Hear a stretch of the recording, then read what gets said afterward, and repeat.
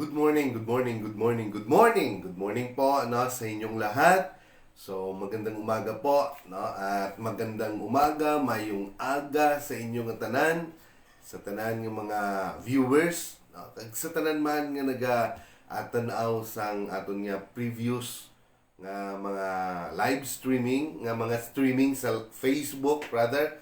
So, mayong aga sa inyong tanan. So, it is Tuesday, October 4, kung tama ako, 2022. So, happy Tuesday morning po sa inyong lahat. Kumusta po kayong lahat sa araw na to? So, kagabi wala tayong sharing of the gospel because meron tayong gikatuan, so happy birthday pala, belated happy birthday kay Pastor Noah Canduli, of Kimarayag, so salamat sa sina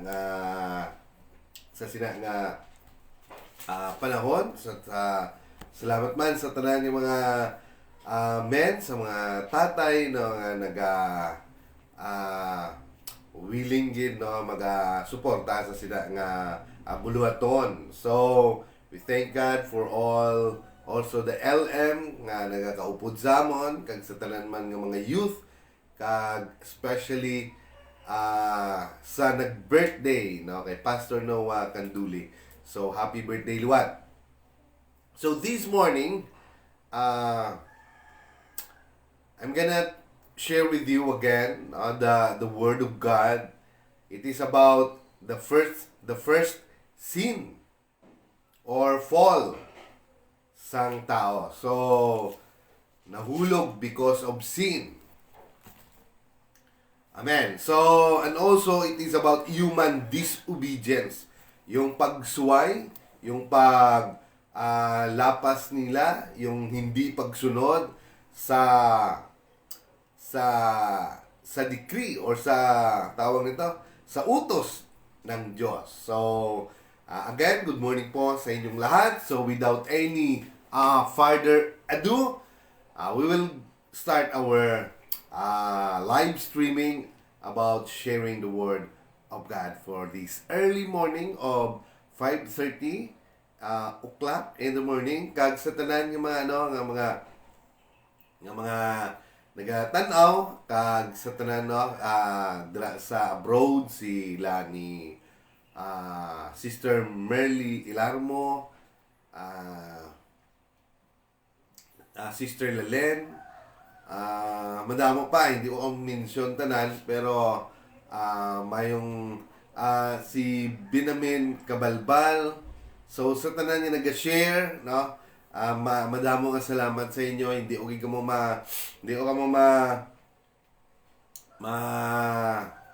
matawag sa inyong pasalamatan tanan, pero ang Diyos lang maghatag sa inyo sang kaayuhan.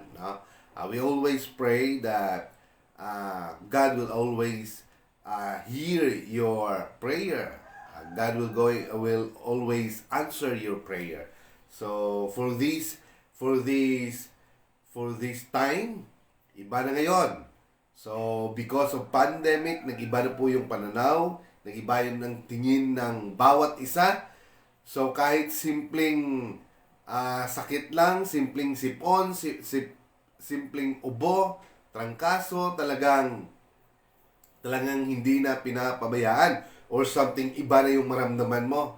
So, we thank God and we always pray that His healing power through His name and also by the authority of His words. Salamat kita nga ina nga mga butang. Those sickness or whatever illness or diseases nga siling niya gani, there is no sting. Wala na silang kapangyarihan. Amen. Kung makadukot man, kung makadikit man sila sa aton nga lawas, so we always put or in our mind that we have Jesus. God, wala pa si Jesus Christ ginlansang, He prayed na ang tanan nga mga believers. nga proteksyonan sila sa pangalan niya, no? Jesus Christ ang pangalan nga ginhatag sa iya sang amay nga halin sa amay. So we can read it in the book of John. So that's why all the believers were so blessed because of the name of Jesus. So we have the name, and that name, no, of our Lord Jesus Christ, no, and in His name, the name above all name, no?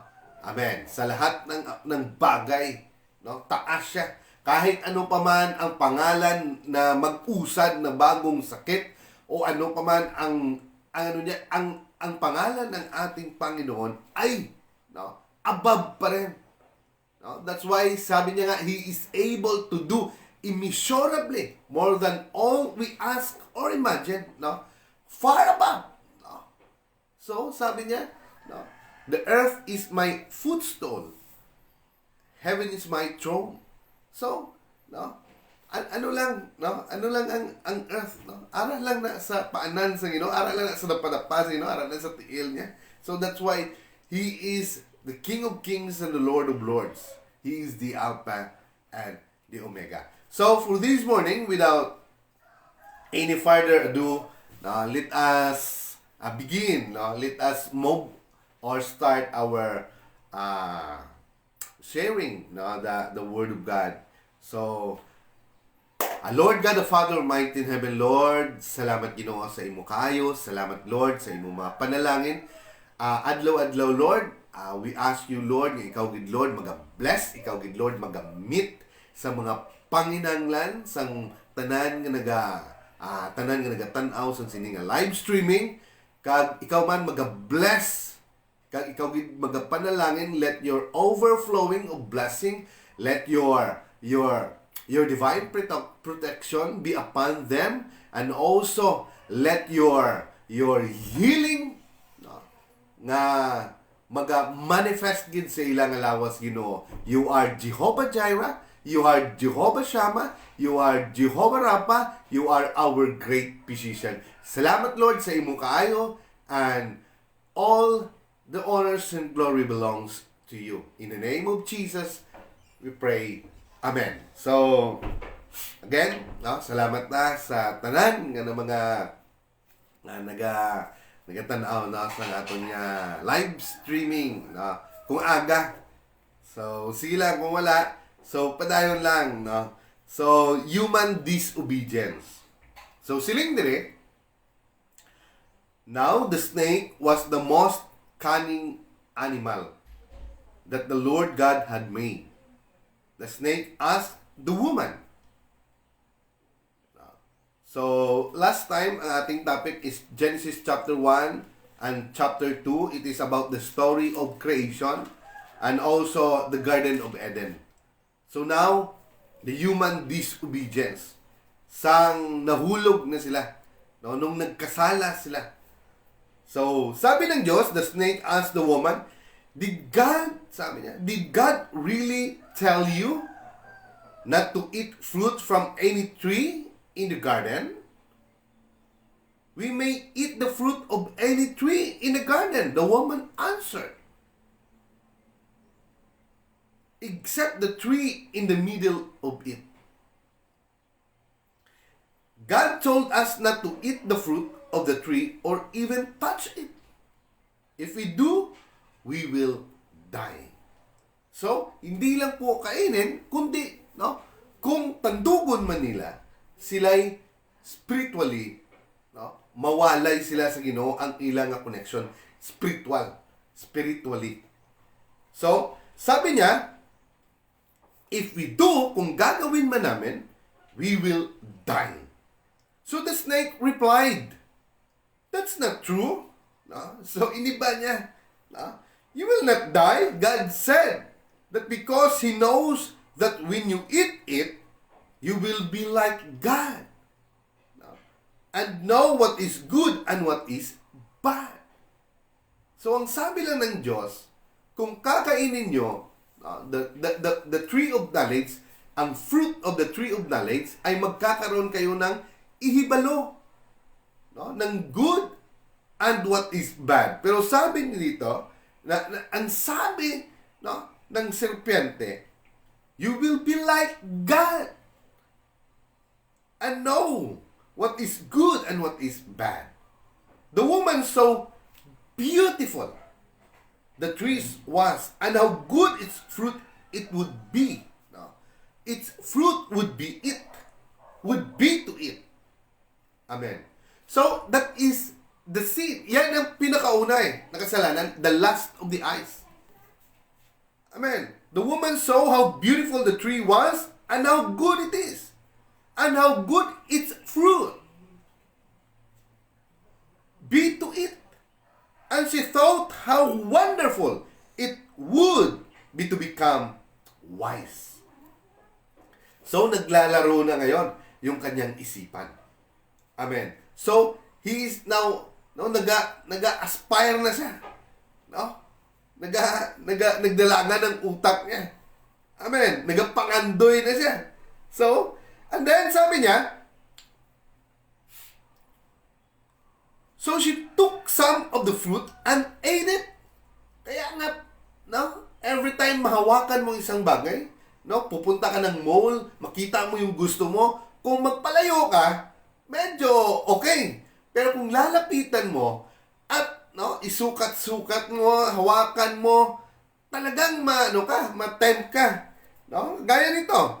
Hinawakan niya kasi. No? Hinawakan niya. Hindi niya lang nakita, no? Which is beautiful, no? Sabi dito, beautiful sa iya nga. Beautiful sa iya pananaw. And then, she thought how wonderful it would be to become wise. So she took some of the fruit and ate it. Talagang kinain niya. Then she gave some to her husband. And he also ate it. Hindi lang siya, kundi, no? Gipa-share niya pa sa kay Adan, no? Sa kanyang husband. As soon as they had eaten, they were given understanding and realized that they were naked. No? Kaagad-agad, nung kinain nila, na-realize nila, no? Kaagad-agad nagkaroon sila ng ibalo, nagkaroon sila ng knowledge, nung, no, pagkakain nila, nalaman nila na nakahubad pala sila. Amen. So they sew fig leaves together and cover themselves. So, diyan makita na sila mismo ang gumawa para kubiran ang ila ng lawas. So, in our own, hindi kaya, walang bisa. If we work with our own, wala. Kagaya nila. Hindi worthy, hindi pleasing, or hindi gamit yon yung ang kanilang ginawa. Kasi nga, ang Diyos ay holy. Kagaya ni Saul, no? ni Saul, which is, no, he changed ang kanyang pangalan, no, into Saul. Because, no, kinakaladkad niya, no, hinahabol niya ang mga believers at lahat ng mga Kristiyano, no, ministers or apostles, no, pero nung doon siya, no, in the road going to Damascus, nakita niya ang glory ng Ginoo, no? There is a light, no? Dahil tayo po ay makasalanan, anong nangyari sa akin? Nabulag siya. Amen. No, hindi pwede mamamatay tayo because of sin. So, kagaya din nila. No? So, kumuha sila ng fig leaves together and cover themselves. That evening, they heard the Lord God walking in the garden. And they hid from Him among the trees. But the Lord God called out to the man, "Where are you?" So, dito, no? Hindi ibig sabihin na hindi alam ng Diyos. Alam ng Diyos yun. Pero tinatawag sila ng Diyos. Pero lalo silang, no, nagatago. They hid from Him among the trees. Nagtago sila. No? Why? Because there is guilt now. sa ilang tagipusoon. Amen. Pero ang Diyos, ang gusto lang naman ng Diyos ay magsisi tayo. Pero hindi sila nagsisi. Amen. So he answered, I heard you in the garden. I was afraid and hid from you because I was naked. Who told you that you were naked? Sino nagsabi sa inyo na nakahubad kayo? No? God asked. Did you eat the fruit that I told you not to eat? Kinain nyo ba? No? Kinain nyo ba ang prutas na sinabi kong huwag nyong kakainin or hahawakan man lang or huwag kayong lalapit doon? The man answered, the woman you put her with me gave me the fruit and I ate it. So hindi lang man siya humingi ng tawad, kundi talagang sinisi niya pa yung babae, si Adan. Yung babae kasi. Sabi niya yung babae na ginawa mo at nilagay mo dito, para may makasama ako, siya nagbigay sa akin. Gishare niya sa akin. So, nagtuturuan sila. So, the Lord God asked the woman, why did you do this? Bakit ginawa mo to? Sabi ng Panginoon. She replied, the snake tricked me into eating. So, hindi rin siya humingi ng tawad. Sabi niya rin, yung ahas kasi, siya yung may kasalanan, siya kasi. He tricked me. So, for that, God pronounces judgment kagad. Kaya nga parang wala lang, in our life, pag magkakaroon tayo ng kasalanan, parang wala lang. Pero hindi natin alam na sinisira natin yung kinabukasan natin, sinisira natin yung future natin. Kung bakit tayo nagkakaroon, if you titingnan mo ang the whole picture, especially in marriage, you are bind in marriage, or you are bound, kasi tapos na, bound in marriage, and then you swear to God. Hindi ka lang naman at saka hindi ka naging faithful doon sa marriage mo, and then you do something outside. Sa sina nga marriage, una okay lang, parang wala lang. Pero, diyan mo makikita na ang daming problema na pumapasok because of sin. So, ganun din sa umpisa. Because of sin, God pronounced judgment. Amen. Kaya kung may nagawa kang kasalanan, nandun talaga yung guilt.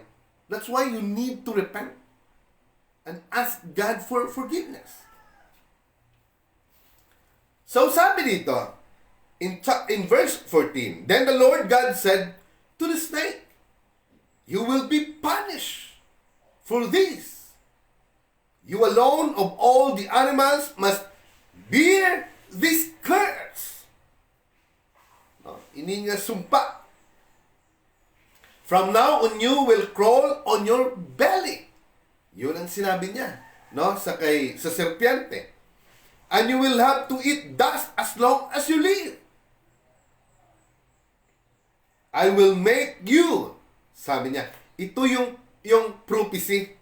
Kasi, yung sabi ng iba, mayroon ako na kay istorya, sabi niya, dapat doon tayo sa kay Isaiah, kay Jeremiah, kay Ezekiel, kasi sila yung mga major prophets. Sila yung may mga sulat dito sa Bible na ang dami. Kaysa naman sa may kay Haggai, kay sino pa yan? Marami pa yan. Nehemiah, kay Ezekiel, kay Zechariah. So kasi maliit, dapat doon talaga. Kasi sila yung mga major prophets. Dito pa lang, to our God, He already prophesied the cross. After sila nagkasala, ang sabi niya sa serpiente, I will make you and the woman hate each other. So it's talking about no, Mary, the woman, and the seed of a woman, and you, sabi niya, hindi kayo mag-aaway. No? Kaya sabi niya, I will make you and the woman hate each other. Her offspring is talking about our Lord Jesus Christ. The seed of a woman. And yours. At ikaw rin. Sabi niya. At yung mga, no, mga alagad, sabi niya, will always be enemies. Parati kayong mag-aaway. So that's why, ano ang andyan? Andyan ang spiritual, andyan yung word of God, andyan yung trick ng enemy. So, saan tayo? We have given by God a freedom to choose. A free will. So, saan tayo? Dito tayo sa spiritual, sa ating Panginoon, sa mga turo niya, sa Word of God, or dito tayo sa makamundo? Disco, no? Di ba? Disco, kalayawan sa mundo. Di ba? No? Bisyo, lahat. So, and then sabi niya, her offspring and yours will always be enemies. Her offspring will crush your head. He's talking about our Lord Jesus Christ. He will crush your head. So, kinapropesya niya na ang cross. So, He will crush your head. Ibig sabihin, He will destroy your head. So, saan ang place ni Satan? Nandun lang. Doon lang sa ilalim. Sa tiil ni Jesus Christ. He will crush the head of Satan. Dahil akala niya, victorious siya. Mali pala siya. When Jesus crucified at the cross, doon ang victory. Kaya all honor and glory, gi-glorify gyapon siya because of that. So, Jesus Christ bruised his head. So, anong ginawa ni Satan? He destroyed the feet of our Lord Jesus Christ. Through what? Kneeling. His feet. Pierced by a nail. Gilansang niya. Pero, gi-destroy ang iyang head. That's why, if Jesus is in you, sabi nga, far above, He is able to do immeasurably far above. So, saan lang si Satan? If Jesus is within you, saan lang ba ang lugar ni Satan? Andun lang. Sa paanan, doon lang sa tiil mo, sa idalong, sa dapadapa mo. So, you can crush his head. Amen. So, yun po ang propesya ng ating Diyos. Wala pa si Kristo. Amen.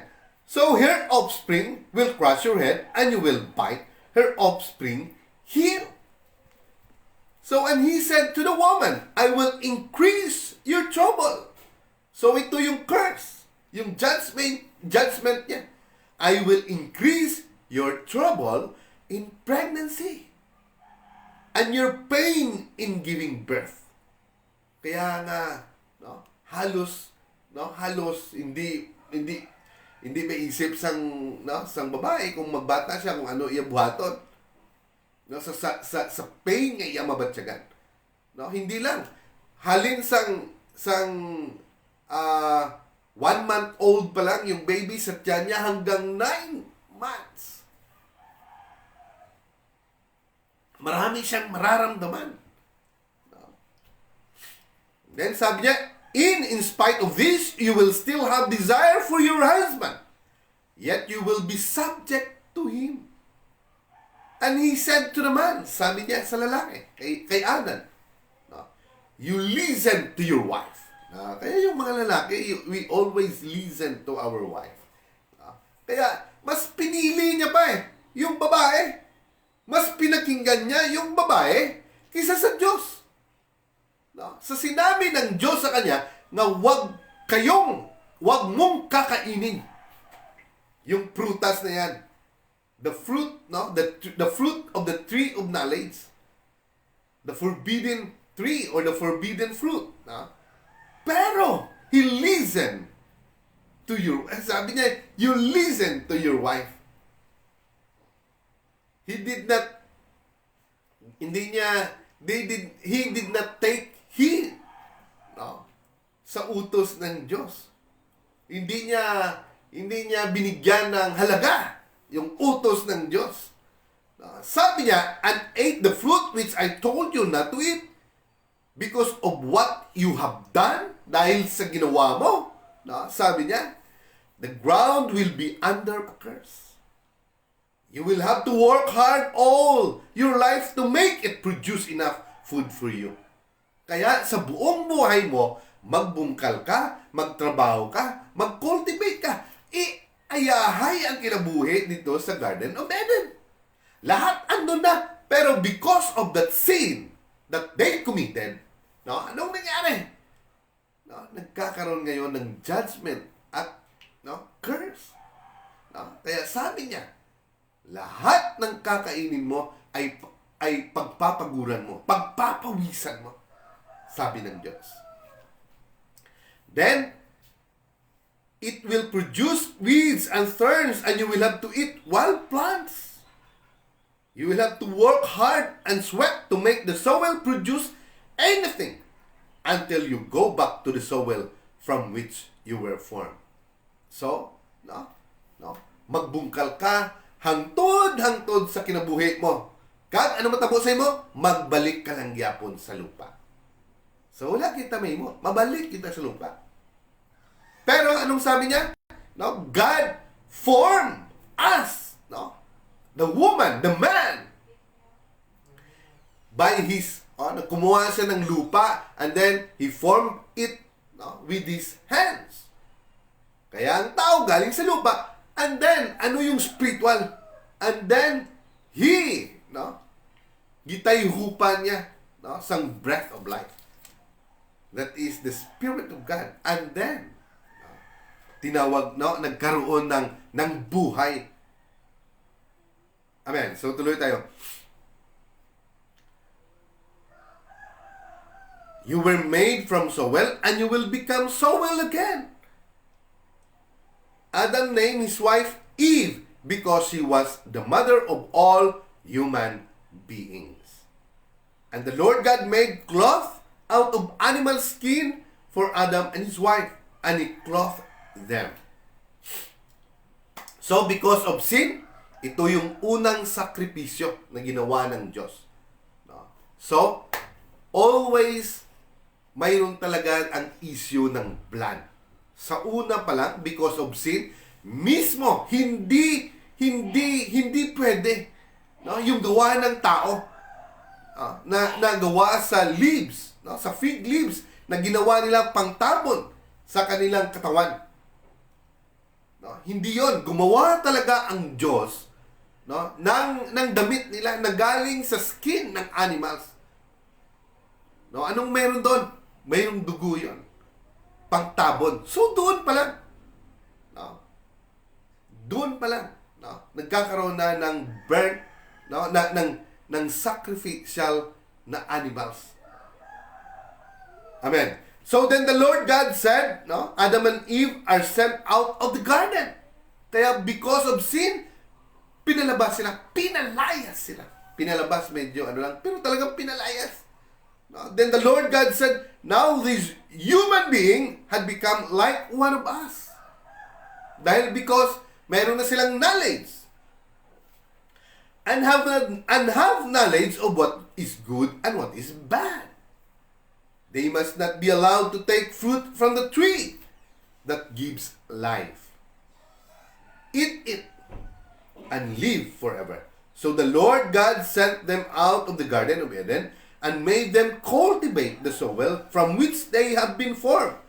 Then at the east side of the garden, he put living creature and a flaming sword which turned in all directions. This was to keep anyone from coming near the tree that gives life. Amen.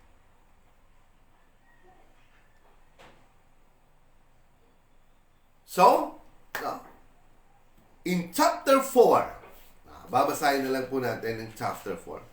So, ito po yung continuation So, pinalabas sila, nagkakaroon sila ng anak, si Cain at si Abel. So, in chapter 4, sabi dito, then Adam had intercourse with his wife. No? Nakipagtalik siya sa kanyang asawa. And she became pregnant. She bore a son and said by the Lord, help, I have gotten a son. So she named him Cain. Later, she gave birth to another son, Abel. Abel became a shepherd. But Cain was a farmer. After some time, Cain brought some of his harvest and gave it as an offering to the Lord. Then Abel brought the first lamb born to one of his sheep, killed it, and gave the best part of it as an offering. So, nakikita natin na talagang yung kay Abel, no, yung kanyang offering, no, mayroon talagang blood. No, sa kay Cain naman, grain at yung mga lahat, no, ng mga grains, siguro mga lahat-lahat ng mga pananim. So the Lord was pleased with Abel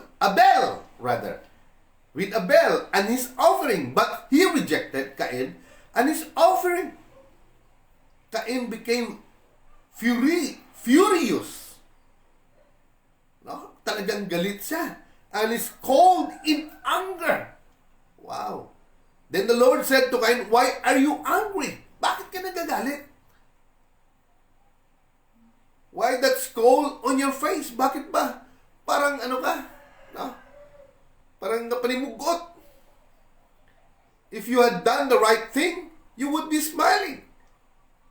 So talagang binigyan pa siya ng pag-asa ng Diyos. Pero siya, talagang hindi niya tinanggap. No? Kaya kung magawa ka ng mabuti, hindi. No? Mag-smile ka ulit. No? Ibig sabihin ng Diyos, no? Kumuha siya ng offering. Kagaya niya, no? Nga yung offering talaga, no, na mayroong blood. No? But because you have done evil, pero sabi niya, if you had done the right thing, you would be smiling. Sabi lang ng Diyos. Parang lang siya, tawag ito, parang gilambing siya ng Diyos. Pero siya, but because you have done evil, sin is crouching at your door. Dahil sa sobrang galit, wag tayong magsobra yung galit natin. Dahil baka, no, gagamitin ng evil yon. Kaya siya nga sinabi, sin is crouching at your door. It wants to rule you. Kaya yung galit na ngayon, ang nag-rule sa kanya. No? Yung inggit, yung jealous. No? So, dapat, no, kung magalit tayo, no, we have to, ang tawag na, magginhawa lang sa magdalo, isipon. Huwag tayong magpadalos-dalos. No? Baka yung galit ang manguna sa atin, but you must overcome it. No? Kaya ang sabi ng Diyos, yung galit na yan, no, dapat i-overcome mo yan. Sabi ng Diyos sa kanya. So, pinaalalahanan siya ng Diyos. Then Cain said to his brother Abel, let's go out in the fields. When they were out in the fields, Cain turned on his brother and killed him. Wow, walang pagundangan. Talagang iba yung balak niya. Talagang nilamon na siya ng kanyang galit. Amen. Kaya ginawa niya, pinatay niya si Abel. The Lord asked Cain, where is your brother Abel? He answered, I don't know. I am supposed to take care of my brother. Am I supposed to take care of my brother? Doon mayroon na siyang kasalanan. Pero hindi rin siya, hindi rin siya humingi ng tawad. Dahil nilamon na siya ng tao nito, ng galit. At saka sinabihan niya parang Diyos. Hindi ko alam. Bakit? Am I supposed to take care of my brother? Then the Lord said, why have you done these terrible things? Bakit mo ginawa kakilakilabot na bagay. Nabutang, siling niya, your brother's blood is crying out to me from the ground. Wow. No? Dahil lang sa issue of burnt offering or halal. No? It is a part also of a show of worship, di ba? Like a voice calling for revenge. For revenge. You are placed under a curse and can no longer farm the soil. It has soaked up your brother's blood, as if it had opened its mouth to receive it when you killed him. If you try to grow crops, the soil will not produce. So, no? Kaya nga every time magkasala tayo, dito murder, doon disobedience, every time na magkasala ka, mayroong kaakibat yan, mayroong kasunod na sumpa. Amen. Because it is a natural law. What you sow is what you reap. No. Amen. So, the soil will not produce anything. You will be a homeless wanderer on the earth. And Cain said to the Lord, this punishment is too hard for me to bear. You are driving me off the land and away from your presence. I will be homeless wanderer on the earth, and anyone who finds me will kill me. So, what is really important in our life, kaya nga sabi niya in Deuteronomy chapter 28, carefully follow my commands. Hindi niya lang simpleng sinabi, obey my commands. Carefully follow His commands. At anong pinaka-importante? The presence of the Lord in our life. So, kaya nga sabi niya, and Cain went away from the Lord's presence. Kaya nga sabi niya, the land away, you are driving me off the land and away from your presence. Mahirap pag wala ka sa Diyos. Mahirap pag malayo ka sa Diyos. Tingnan mo na lang, pag hindi ka makapagsimba, hindi ka pa makapag-worship, buong week mo parang ang layo-layo sa Diyos. If you work with your own, parati ka na lang luck. That's why, nakakapagod man, pero for 5 minutes, 10 minutes, even 5 minutes lang muna, and then 10 minutes, you have to worship God early in the morning. You have to obey carefully His instruction. Because He is God. And He is the source of everything. He is the source of the air that we breathe. He is the source of the water that we drink na hindi naman natin, wala naman, kung may bumba ka, wala kang bayad.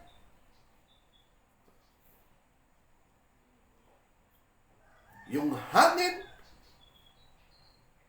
hindi ka nang babayad, pero kung yung isang lalaki nga nilalanghap niya yung oxygen, ilang libo yun. Isang araw for 1 year. Ang laki ng bayaran niya. Hindi tayo nagbabayad. Amen.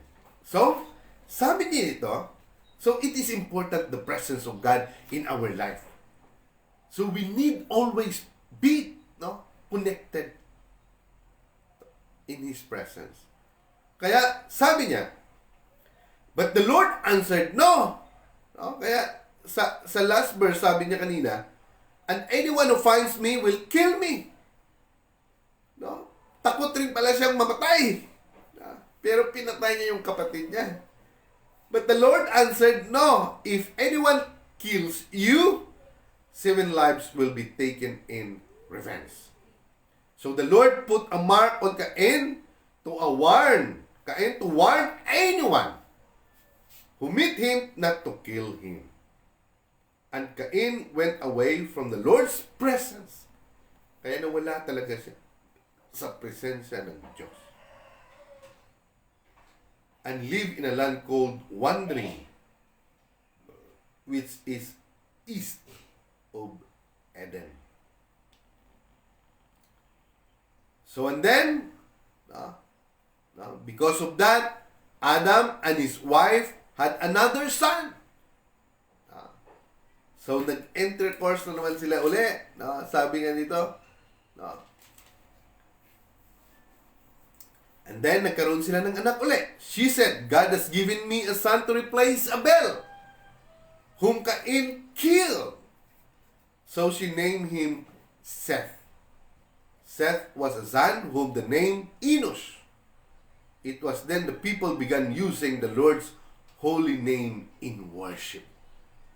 Wow. So, holy name in worship. Because God is holy. In Ezekiel or Jeremiah, sinabi doon kung kung gaano ka-holy ang ating Panginoon. Holy, holy, holy. Holy of all holiest. Tayo pa lang sa unang huli pa lang hindi na Without our Lord Jesus Christ, wala tayo. Impyerno tayo. It is because of the grace of God na gitubos niya kita dito sa Kalbaryo, dito sa pagpalansang niya sa cross. That's why lahat ng bagay na natanggap natin ngayon, lahat ng grasya, lahat ng pabor, lahat ng panalangin, or even this eternal life, or even this life, grasya lang sa Ginoong Hesukristo.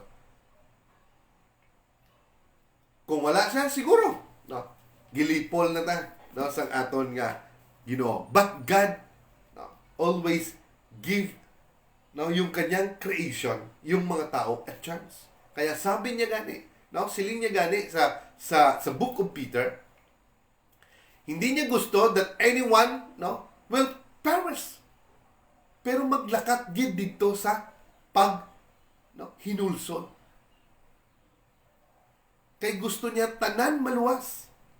Kaya ang isa ka adlaw sa Ginoo, isa ka libo sa tao. Ginabigyan niya, nagtagaan niya gid sang malawig nga panahon para para maghinulsol sa ilang sala. That's why in the time of Noah, siguro 100 or 120 na talagang sinasabihan sila ni Noah na magsisi, pero hindi rin sila. God give so much time. Pero hindi rin sila nakinig. Kaya, sa hindi nila naibaluan yung pertahan ng ark, nagsara, and then umulan, wala.